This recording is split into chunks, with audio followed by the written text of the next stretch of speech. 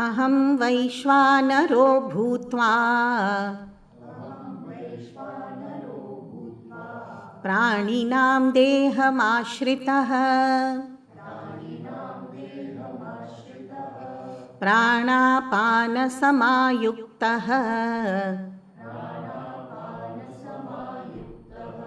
पचाम्यन्नं चतुर्विधम्.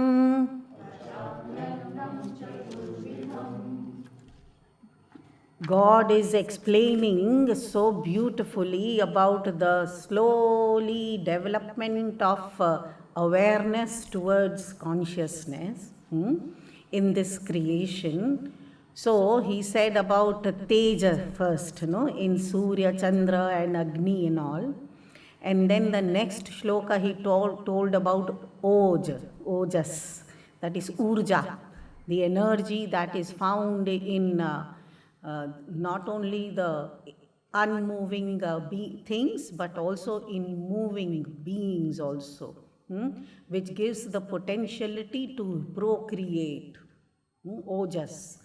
Tejas, the illuminating factor, and Ojas, the procreating capacity, or also the nourishment that can bring potentiality in the plant kingdom also to grow.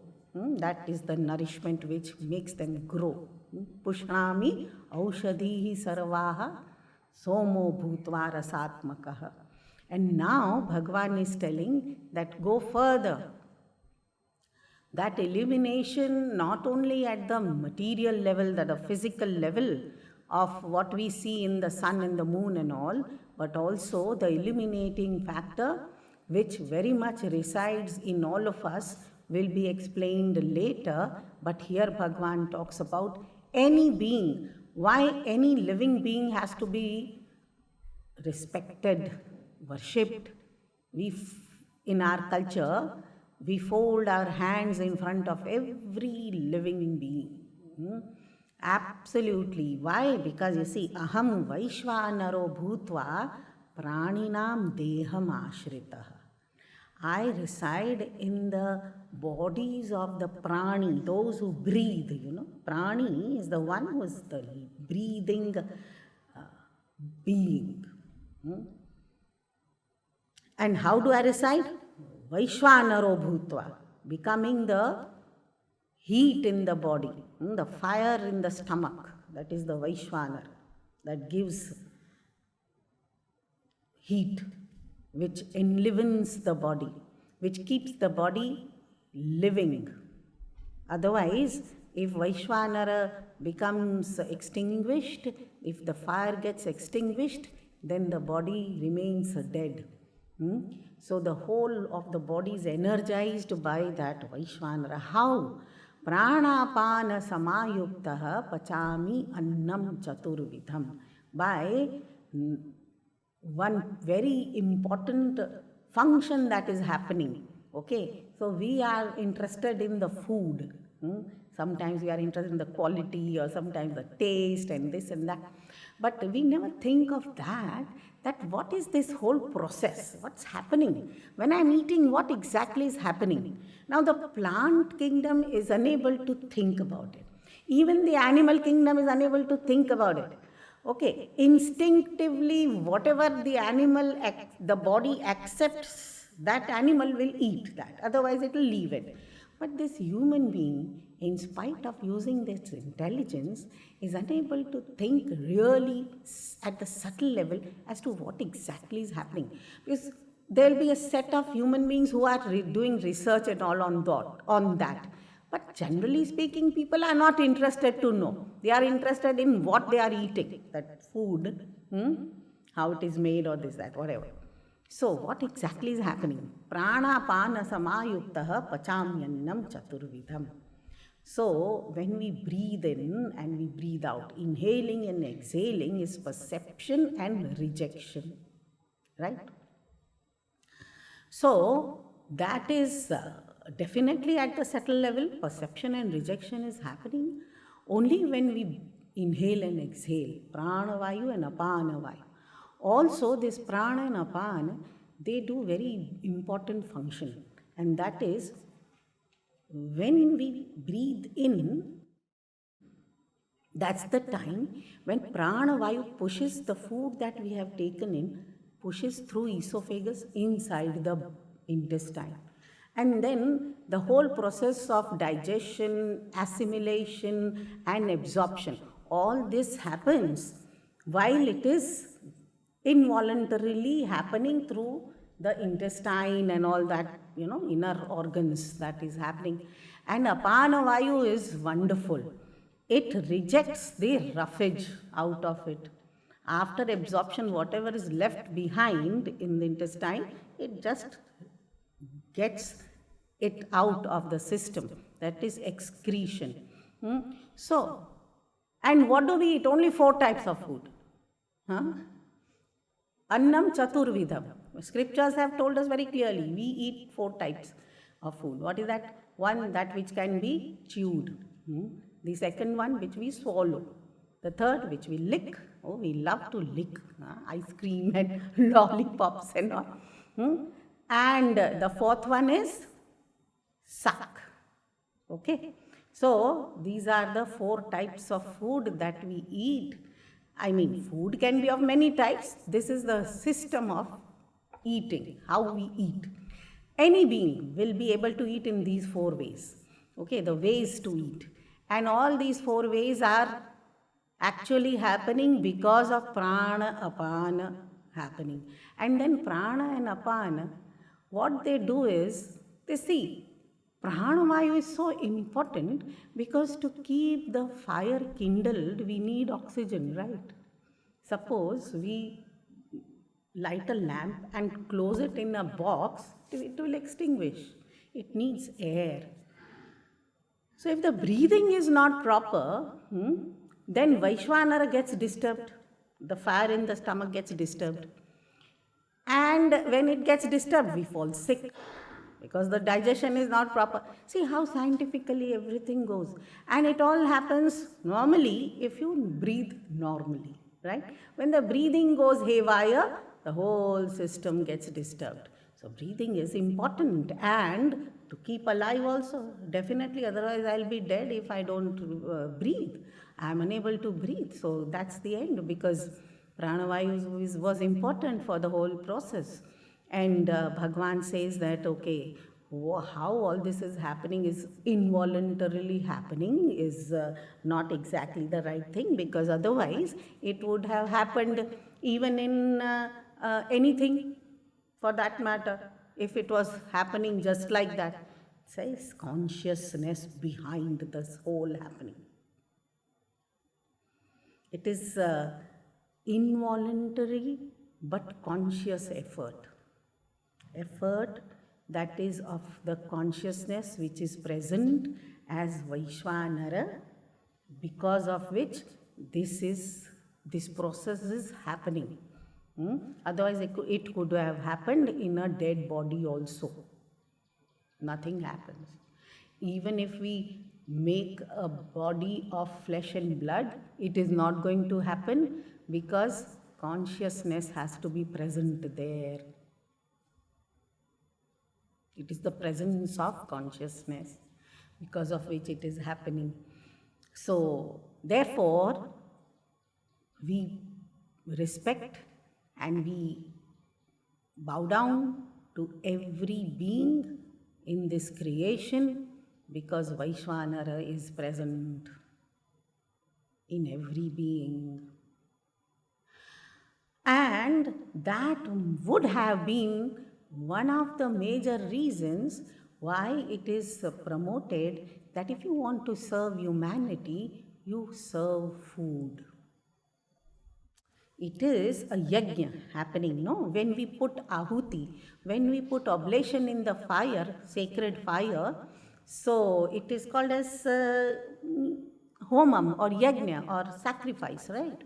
So that sacrificial fire as though is in my stomach, and I am putting one by one the oblation. It is being put. So actually there is this yajna happening.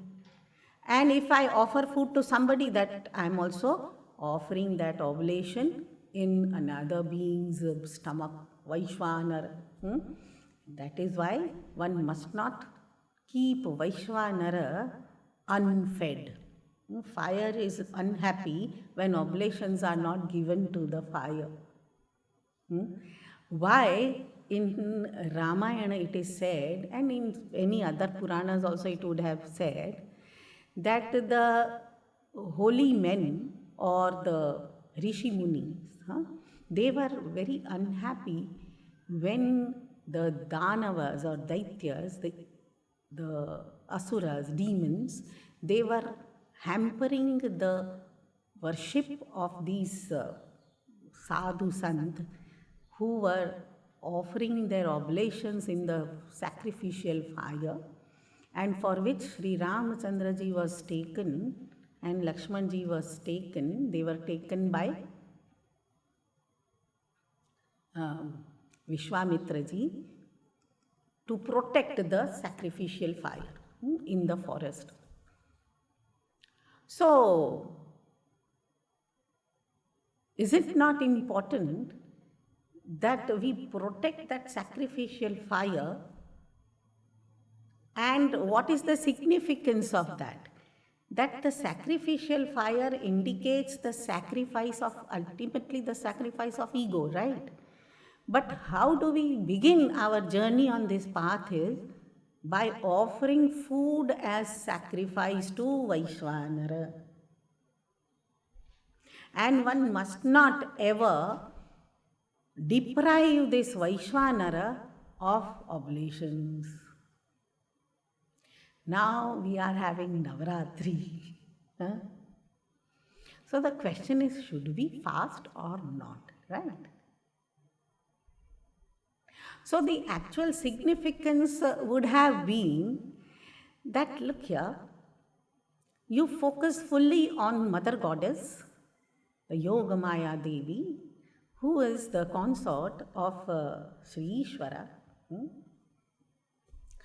And by her grace, we will not be deluded and confused in this falsehood, and we will still find our path to the reality, right? If Yogamaya confuses us, then we are gone. In the ocean of samsara, we will drown completely. So, fasting means that we have to refrain our senses from overindulgence, etc. So, be simple in your physical interaction with the world for those days, and focus more on the worship and being introverted and devoted, dedicated to Mother Goddess and of course Lord Shiva. That was the purpose. Now if we start cooking and all, the whole day goes into that and thinking and all. So be simple and all. But now we start depriving the Vaishwaanar, which is not right. So we have to, little by little, we have to also put some oblation in the fire. Sacrifice. Pachamyannam chaturvidham. So any type of food will do. You can swallow something, you can lick, you can suck, you can chew, have something as an oblation, not to satiate your hunger, not to fulfill your desire, not to please yourself with some kind of very interesting food, but swaha. Otherwise, we will be like Danavas, depriving the holy fire of oblation. This is evil, not good.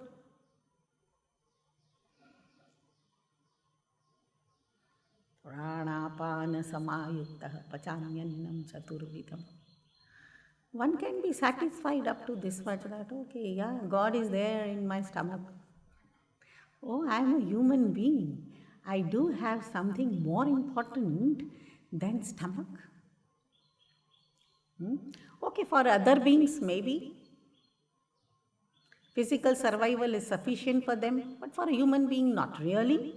The human being is blessed with more developed an organ which is called as, you all call it as brain, scriptures call it as mind intellect equipment, antahakarana, the subtle body, the subtle equipment which can be enlightened to any extent, and one can be an enlightened soul and a realized person. You can realize the true self of yours by